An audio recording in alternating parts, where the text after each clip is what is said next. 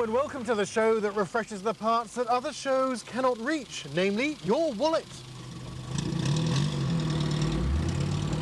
And as always, we're going to be tiptoeing our way through the world of the second-hand car market, pointing out the pitfalls along the way so you, the paying public, can avoid them. All right then, Richard, what we got in the show tonight, mate?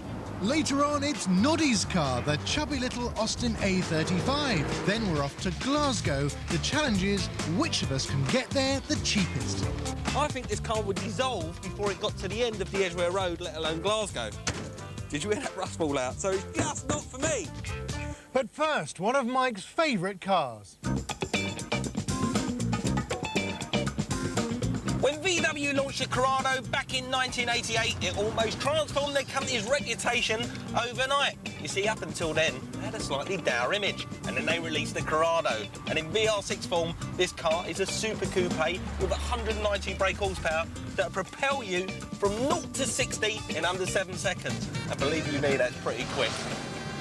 Despite impressive sales and high critical acclaim, the car only remained in production for 6 years. VW needed to cut costs, so they cut one of the most impressive creations yet. Gareth has got one of the most desirable Corrados, a VR6. He reckons it won't take him long to shift it. Let's see what happens. Hi, my name's Gareth Darby.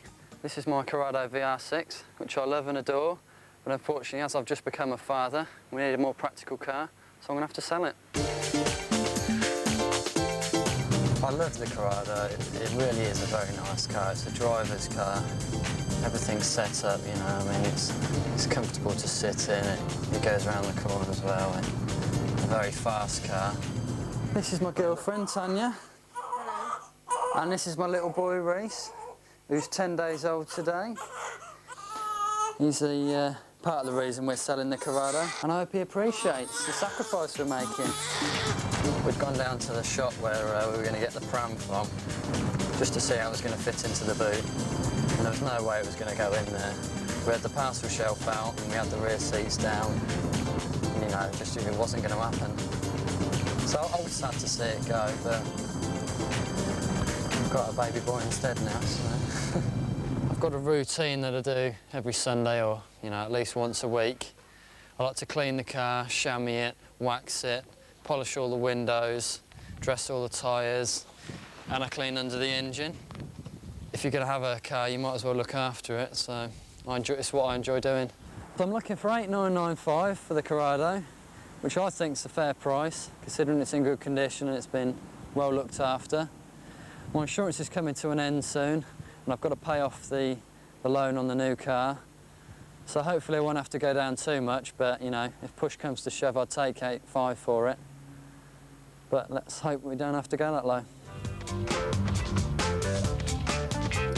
The VW Corrado comes in a variety of different flavours. You get a 1.8, a 2-litre 16-valve, the supercharged G60 and the silky smooth 2.9 VR6. They're incredibly reliable, but the VW Corrado was the first Volkswagen to smash the 150-mile-an-hour barrier, which means they may have been fresh. So when you're buying one, choose very carefully. A rule of thumb is to go through the service history with a fine-tooth comb and make sure every stamp is present. If it's from a Volkswagen dealer, it makes the car a lot more valuable and also more desirable. With so many official VW agencies around, parts and service